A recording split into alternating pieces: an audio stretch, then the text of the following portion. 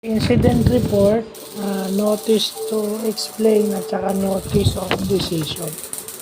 So yung incident report, ito yung narrative o explanation mo dun sa nangyari.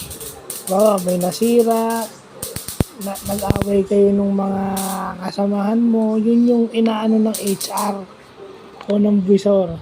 No?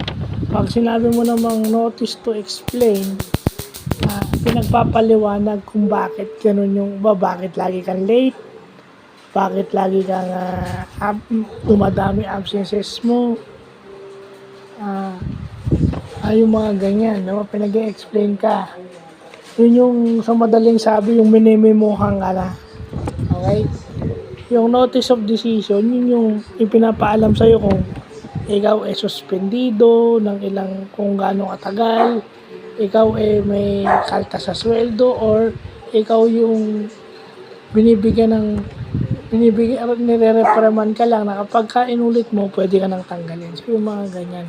Na-explain lang natin yung pagkakaiba ng mga yan. Kasi yung iba natatakot. Pero kasi hindi natin alam yung definition, hindi natin alam yung ibig sabihin. Pag hindi natin alam yung ibig sabihin, hindi natin alam yung content. We tend to overthink. Kaya minsan masyado na tayong advance kung anong mangyayari sa atin. So yun, na-explain lang natin kung ano yung meaning ng mga yan para alam natin. So, yun lang po.